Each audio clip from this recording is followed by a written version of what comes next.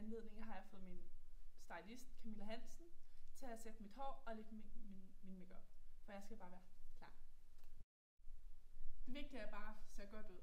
Helt perfekt. For hvis det nu er det one, så skal det bare gå super. Jeg er i gang med at læse medicin på Københavns Universitet, for jeg skal bare være høj op i samfundet, og jeg skal have en god løn.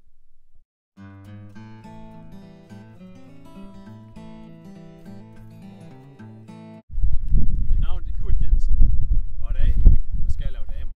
Jeg er også ved at være klar til daten her, ikke? Og ja, det er jo godt vejr lige nu, så jeg tror min fordel i aften her, det bliver jo, at damerne de er jo vilde med en mand i uniform, så er det også rigtig Betty. Ja, det er godt. Okay, Betty, du bliver nødt til at vente herude, mens jeg lige går ind og dater hende der damen der, ikke? Så sit Betty, sit.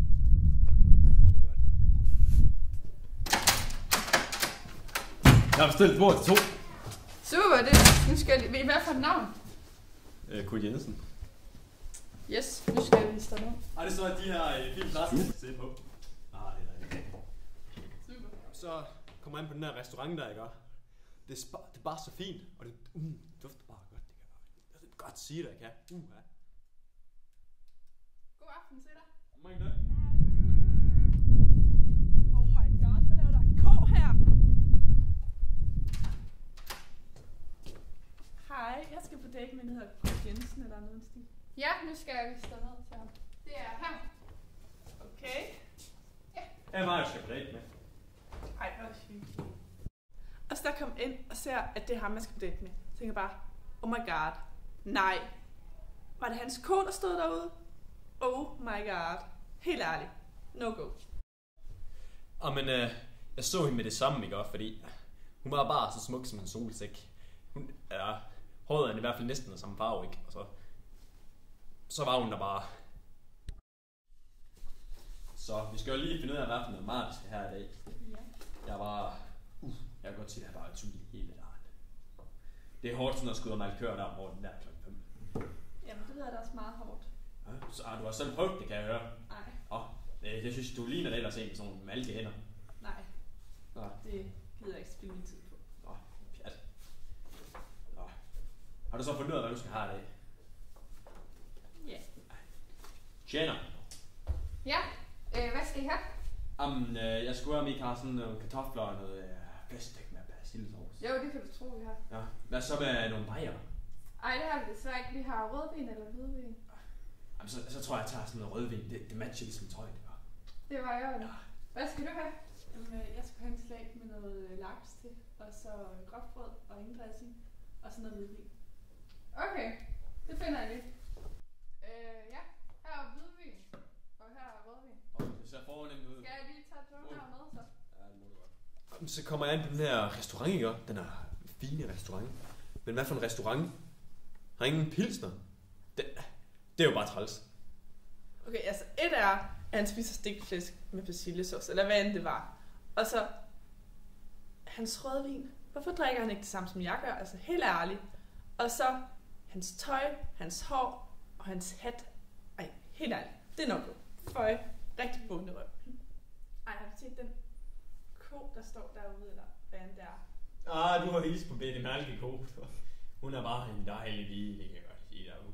Og hun har bare de blødeste yver derude. Det er, hun kommer det sødeste mælk ud fra. Du skulle bare, jeg tager en prøve, mens jeg er herinde i dag. Du skulle prøve at komme forbi, og så kan du da selv få lov til at mælke hende.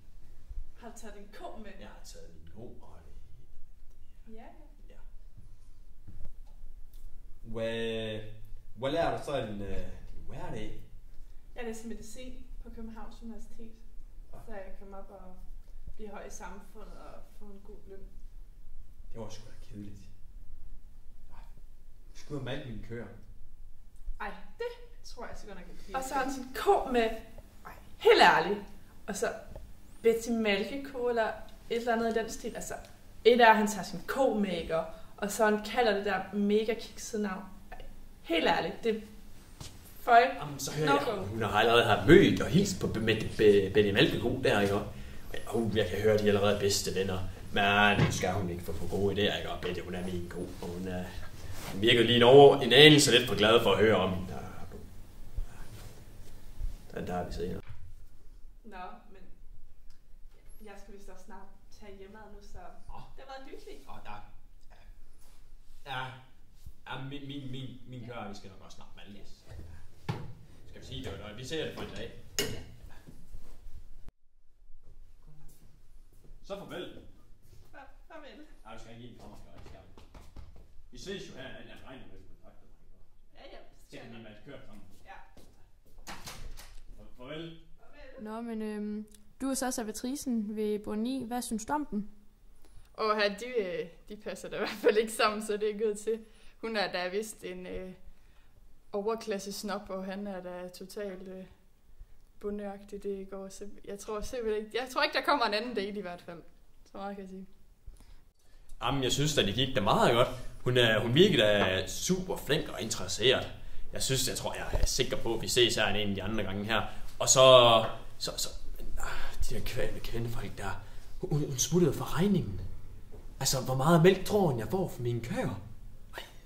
Kort sagt, ingen anden date.